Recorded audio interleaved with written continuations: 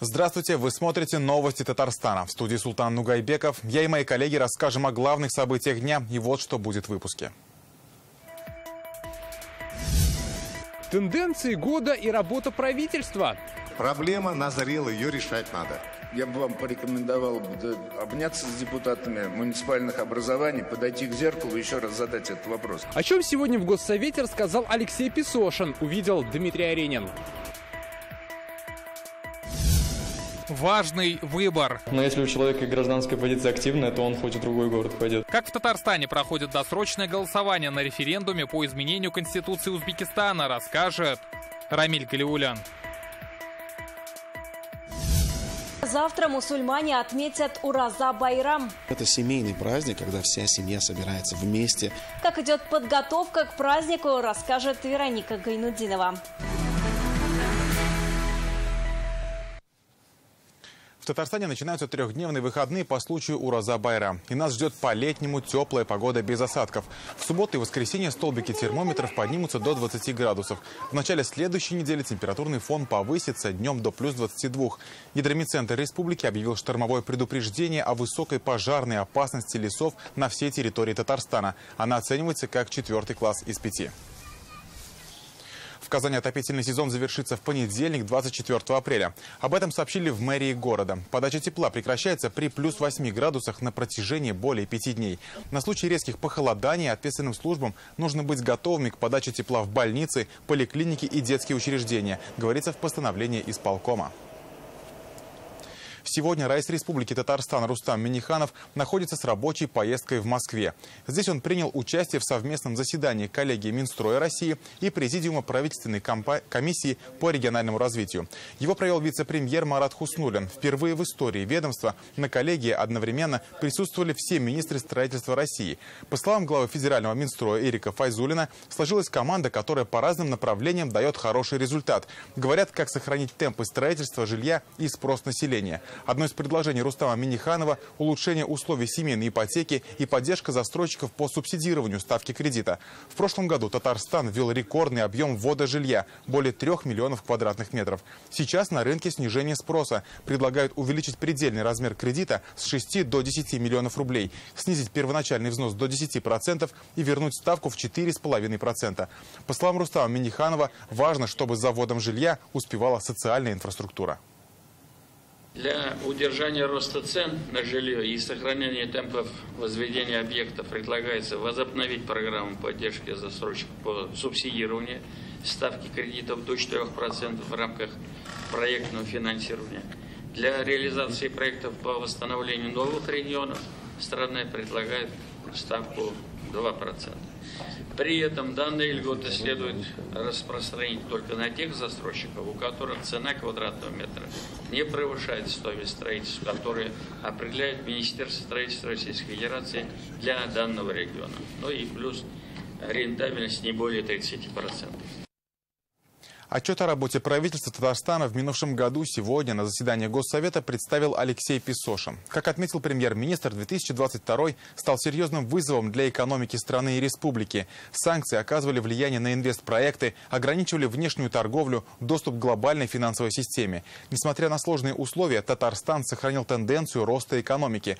Благодаря каким мерам удалось этого достичь, какие приоритеты обозначены на этот год и почему буксует мусорная реформа? Из Госсовета Дмитрий Аренин. Отчет правительства – это 200-страничный документ в электронном виде. Он в открытом доступе представлен на сайте Госсовета. Здесь со множеством диаграмм и графиков представлены показатели по всем отраслям и сферам жизни. Алексей Песошин в своем выступлении обозначил основные моменты и приоритеты. Уважаемый Марат Годович, уважаемые депутаты Государственного совета. Сегодня в президиуме парламента пустовали 2 кресла. Рустам Минниханов в Москве, Фарид Мухаммедшин в отпуске. Заседание вел Марат Ахметов. Как отметил премьер, в минувшем году, несмотря на все вызовы, Татарстан продолжил социально-экономическое развитие. Для этого по поручению Рустама Минниханова был создан республиканский оперативный штаб. Аналогичные появились и на местном уровне. Для поддержки бизнеса, рынка труда и социальной сферы действуют федеральные и региональные меры. Принимая меры, позволили не только стабилизировать работу предприятий, кредитно-финансовых организаций, малого и среднего бизнеса, но и сохранить тенденцию роста экономики. По итогам 2022 года валовый региональный продукт республики составил 3 триллиона 865 миллиардов рублей. Несмотря на сложности и санкции, основные приоритеты в текущем году остаются прежними. Выступление премьер-министра длилось более 40 минут. Еще полчаса он отвечал на вопросы депутатов. Много спрашивали о мусорной реформе. Много проблем с работой того же рекоператора по ЖКХ. Есть вопросы по полигонам. Нет ясности в отношении завершения строительства МСЗ и нет никакого движения в части развития переработки отходов. Понятно, что реформа ТКО идет не такими темпами, как затеивалось. У нас это строительство мусоросжигающего завода осуществляется в рамках инвестиционного соглашения АГК. Сделано все, что можно сделать до момента поставки оборудования. И рассматриваются 3 предложения китайских инвесторов. Когда вы разберетесь с региональными представителями? Я не к переработке, а вывозу мусора. Все, что творилось в начале года, показали по другим регионам. И садоводы платят дважды за вывоз мусора. Один раз за воздух, а другой за реальный вывоз. Вот навести порядок. Может быть, нам не нужны это региональные представители. Региональные операторы – это федеральный закон, да? Это закон надо выполнять. Другое дело, что если у вас есть случаи, где там СНТ платит дважды, это вопрос для нашего разбирательства. Дайте информацию. С этим мы разберемся. Также парламентариев интересовало развитие инфраструктуры пригородных поселков. Программа «Поселок» на республиканском уровне когда-нибудь будет принята. Я бы хотел это услышать, потому что меня спрашивают об этом депутаты Казанской городской думы. Я бы вам порекомендовал обняться с депутатами муниципальных образований, подойти к зеркалу и еще раз задать этот вопрос. Да? Этот вопрос должен решаться на муниципальном уровне. Все средства, которые выделяются в республике, муниципалитеты могут тратить так, как они это положено. Депутаты спросили, не планируется ли в преддверии летних каникул провести для школьников специальные занятия по использованию электросамокатов. Отношение к самокатам, мое, я бы это отменил бы.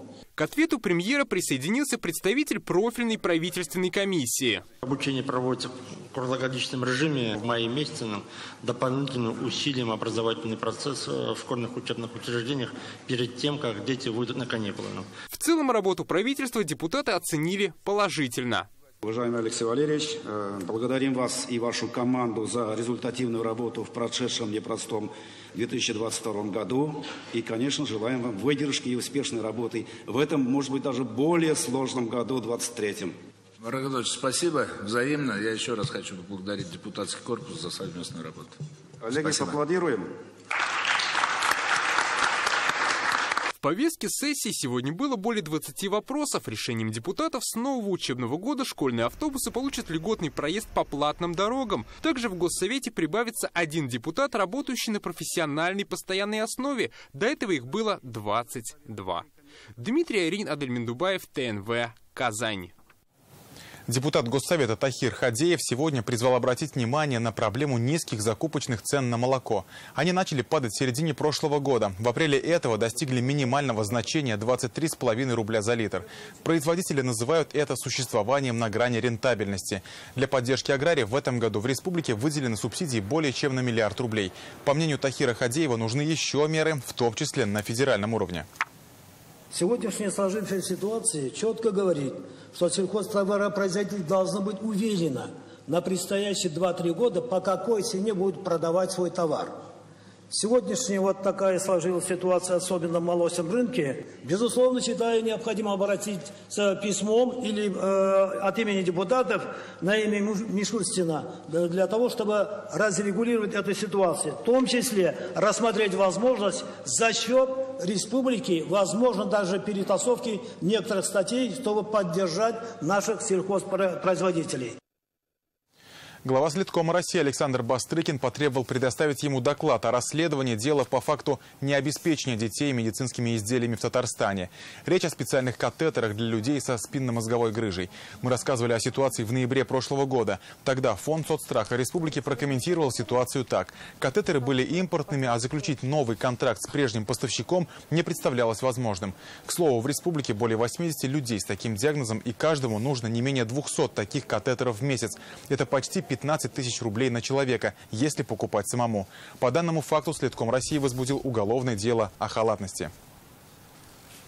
В Татарстане хотят создать дополнительную инфраструктуру для владельцев домашних животных. Для этого вместе с голосованием за общественные пространства запустили опрос и о питомцах. Татарстанцы могут выбрать места, где в дальнейшем построят специальные площадки для выгула собак. Это первое такое голосование в России. В этом году в Казани и Зеленодольске откроют 2 площадки и зону для дрессировки в Набережных Челнах. Сделать свой выбор можно на портале городсреда.tatar.ru, а также на сайте услуги РТ или через его мобильное приложение на смартфоне.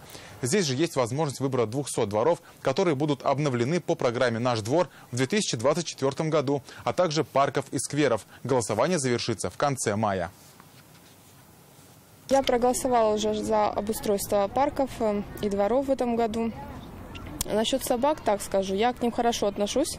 Сама я люблю больше кошек. Но в собаках есть один минус – это их хозяева, которые за ними не убирают. Я считаю, что собаки – это наши друзья, но выгуливать их нужно в определенных местах с пакетиками. Этим опросом мы хотели бы выявить запрос на инфраструктуру, городскую инфраструктуру для владельцев собак, а также исследовать паттерны воспитания, содержания и отношения в принципе к домашним животным в республике. Сегодня в Парке Победы стартовала всероссийская акция «Вахта памяти». Так поисковики начинают сезон экспедиций на места сражений Великой Отечественной войны. Такие митинги прошли по всей стране. Минутой молчания участники почтили память погибших солдат, возложили цветы к вечному огню. Сейчас в Татарстане 62 поисковых отряда, объединяющих более 1000 человек. В этом году они отправятся в Волгоградскую, Калужскую, Ленинградскую, Мурманскую области, также в Карелию, Крым и Беларусь. За 30-летнюю историю «Вахты памяти» татарстанские отряды провели более 400 экспедиций, обнаружили останки 11 тысяч воинов, установили имена 1500 солдат и офицеров Красной армии. Наш отряд существует уже более 10 лет, не первый год. Ежегодно перед отправкой в экспедицию, торжественное открытие вахты, мы приезжаем в город Казань. Это дань памяти нашим прадедам, дедам. Это священная работа, и эту работу могут люди проводить только неравнодушные, любящие свое Отечество и делающие все, чтобы наше Отечество, наша любимая Россия была сильнее и краше. Сегодня родственницы участника Великой Отечественной войны передали медальон. Останки красноармейца Исмагила Бухараева нашли 2 года назад в Новгородской области, недалеко от деревни Вдицко. Капсула с бумажной вкладкой хранила информацию об имени, месте и дате рождения бойца. Останки Исмагила Бухараева будут захоронены 8 мая на воинском мемориальном кладбище деревни Мясной Бор Новгородской области. Была такая скорбь о том, что ты не можешь ни похоронить, ни сходить на могилу какого-то своего близкого родственника. И вот когда нам сообщили о том, что нашли его останки, это было просто, я не знаю, восторг и слезы, и такая благодарность тому, что это произошло. Увидишь каких-то родственников, бабушку, которая плачет и благодарит, и говорит спасибо, конечно же, понимая, что еще есть люди, для кого память, она ценная и бесценная. С сельхоззапчастями решили проблему, но они подорожали на 50–100%. Где-то татарстанские аграрии нашли замену пропавшей импортной техники, но она оказалась дорогой. Читайте сегодня в интернет-газете «Реальное время». Рустам Минниханов в Москве встретился с президентом, председателем правления банка ВТБ Андреем Костиным. Обсудили вопросы дальнейшего взаимодействия, в том числе реализацию новых инвестпроектов в Татарстане. Владимир Путин сегодня в режиме видеосвязи провел заседание Совета по развитию местного самоуправления. Участие в нем принял мэр Казани Ильсур Метшин. Накануне он был включен в обновленный состав Совета. Обратившись к главе государства, рассказал о международной деятельности муниципалитетов. Уже 20 лет они активно работают со Всемирной организацией «Объединенные города и местные власти». В условиях попыток изолировать нашу страну у ряда государств было желание и эту организацию превратить в антироссийскую трибуну, рассказал Ильсур Метшин. Но этого не случилось. Владимир Путин отметил, тенденция к многополярности мира будет только усиливаться. Ильсур Метшин поблагодарил его за внимание к муниципалитетам. 15 лет назад на выездном заседании Совета Безопасности было принято решение о программе капремонта жилого фонда. С тех пор в Казани обновили 3500 домов.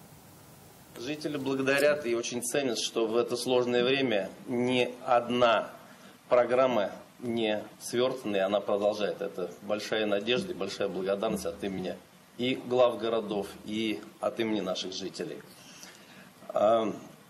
Также слова благодарности. Долгожданная программа по ремонту капитальному коммунальных сетей. В прошлом году вашим решением мы ее начали, мы ее заждались, и слава богу, она вот на сегодняшний день реализуется. Мы идем своей дорогой и демонстрируем хорошие результаты. Наша задача в том, чтобы вот это движение вперед нарастало. Об общей истории и общем будущем Татарстана и Таджикистана зрители канала ТНВ узнают в новом выпуске авторской программы Дины Газалиевой «Татарстан Тудей. Открытый миру». Две республики вступили в новую фазу дружеских и деловых отношений. Это и сфера промышленности, и новые рынки сбыта. Сейчас товарооборот между республиками небольшой. В том, что его нужно повышать, уверен Рустам Минниханов. Он посетил Душанбе и вместе с премьер-министром России Михаилом Мишустиным пригласил гостей на Казань-форум. Как идет подготовка, рассказал известный дипломат, член оргкомитета Казань-форума от МИД России Михаил Богданов. Будет очень много делегаций, и даже будет приурочено заседание целого ряда межправительственных комиссий в России с некоторыми исламскими государствами. И будет, конечно, огромное количество различных сессий, которые будут посвящены нашим отношениям с исламским миром в целом, с отдельными мусульманскими странами в частности.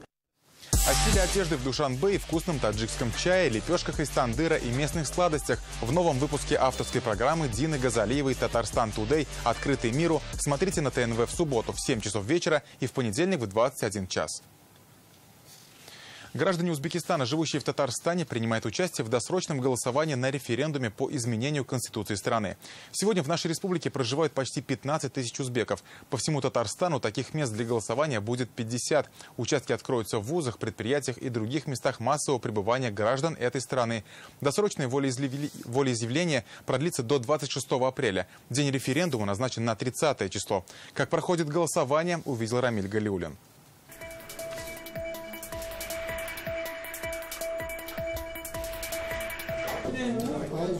Сделать свой выбор на избирательный участок в Иннополис приехал Файзулло Матлабов. Мужчина из Узбекистана, работает на рыбном заводе. Живем в Маркваше, работаем в Длинном береге. Год больше мы здесь живем.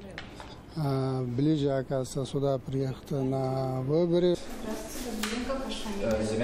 Отдали свои голоса и студенты университета Иннополис. Леонид учится на 2-м курсе, на выборах впервые. Гражданин этой страны, я имею право, обязан отдать свой голос, потому что все-таки демократия.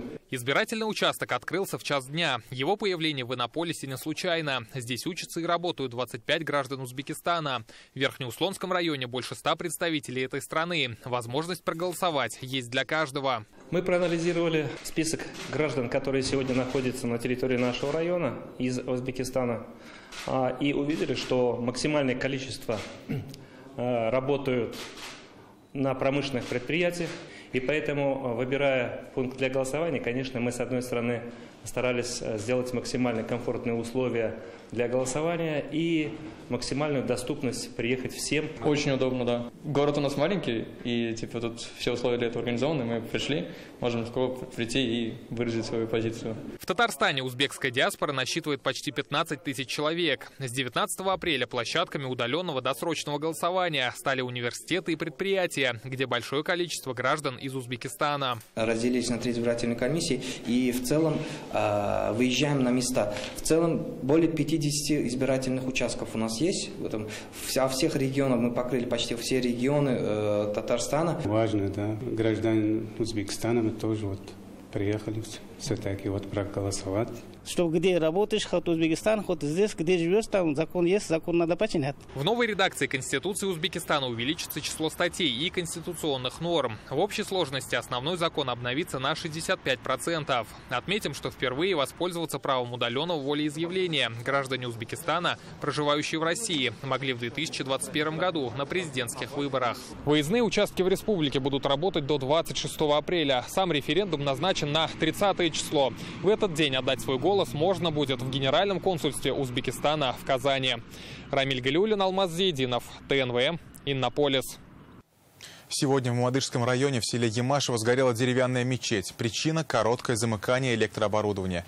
Как оказалось, хазрат готовился к завтрашнему праздничному намазу и включил отопление. Проводка не выдержала. Здание было построено в 1996 году и теперь непригодно к эксплуатации.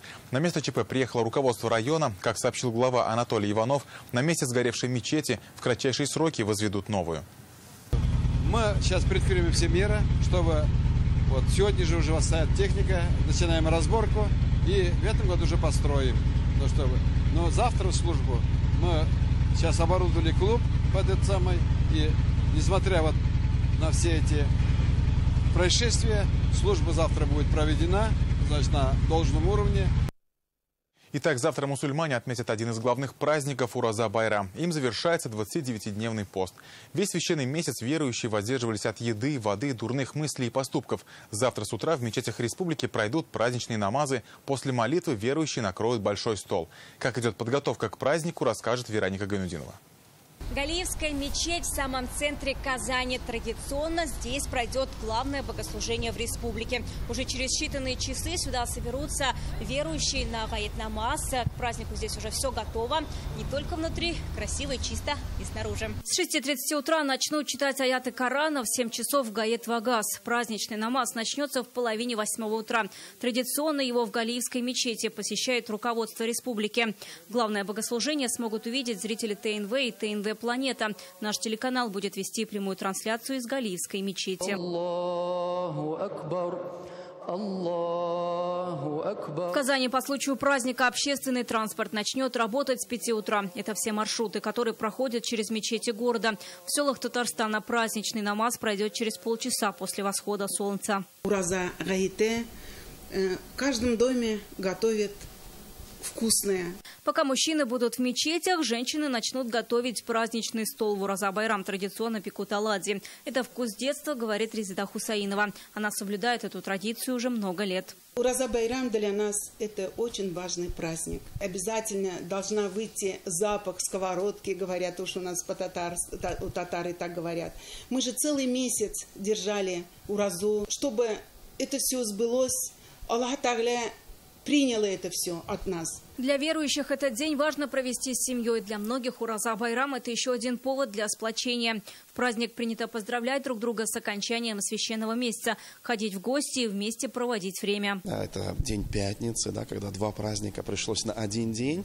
И мы в нашей мечети Гайля после джумга намаза, то есть 12:30, мы приглашаем вас всех на семейный праздник отцов, жен, детей, где для детей будет своя программа, где будут батуты, будут паровозики.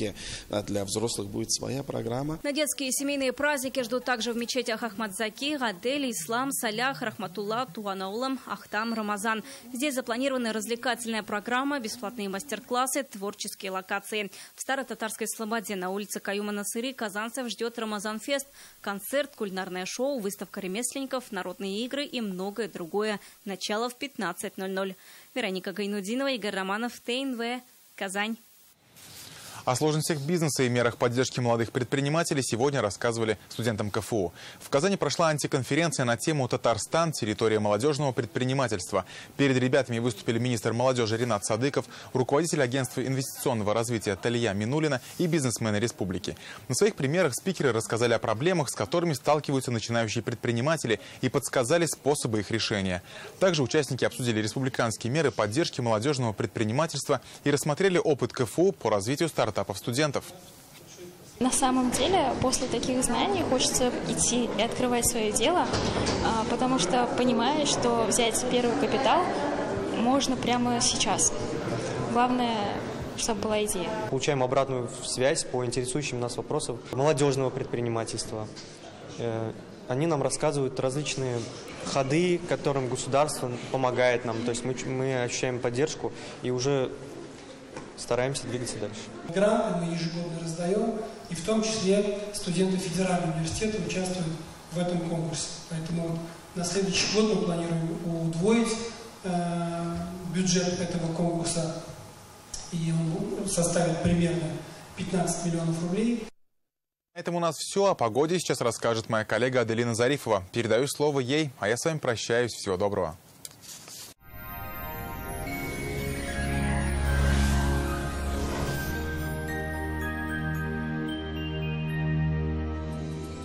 Здравствуйте! Ближайшие сутки обещают быть солнечными и теплыми. Наконец, солнце радует нас своим присутствием. Осадки не ожидаются, но без усиления ветра нам не обойтись. Подробности через несколько секунд. Компания «Данил Мастер» продолжает дарить подарки. Весенняя скидка на заказ корпусной мебели 20%. Торопитесь. Акция действует только до конца апреля.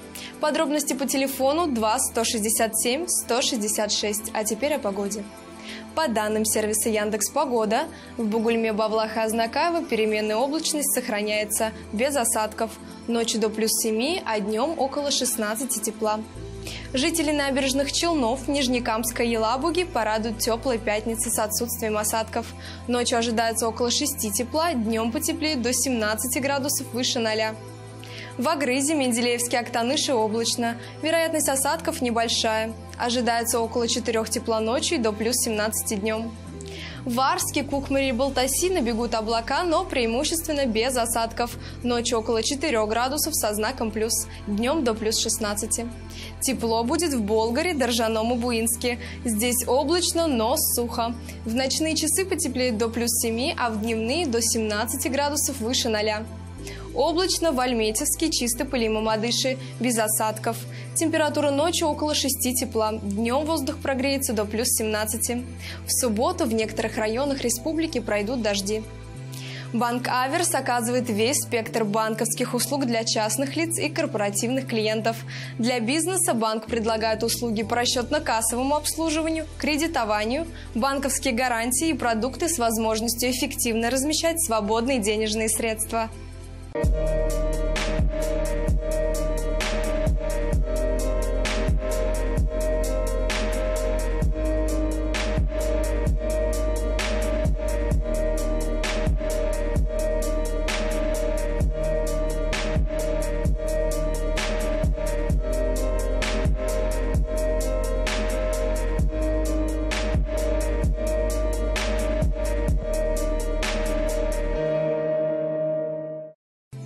Санчи – сокровище китайской медицины. Дает энергию, укрепляет иммунитет, нормализует сон, способствует устранению головных болей и хронической усталости.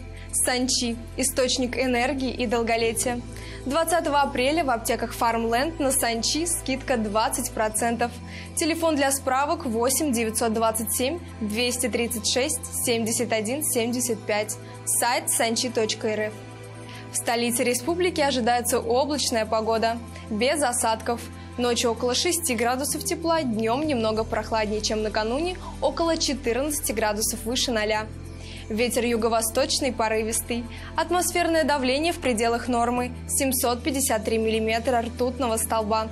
Влажность воздуха около 59%. Магнитное поле Земли неустойчивое. Это может стать причиной недомогания. Вовремя примите лекарства. В преддверии светлого праздника Ураза-Байрам хотим поздравить мусульман с окончанием месяца Рамадан. Добра, здоровья и благополучия вашим семьям. В студии была Аделина Зарифова. До встречи!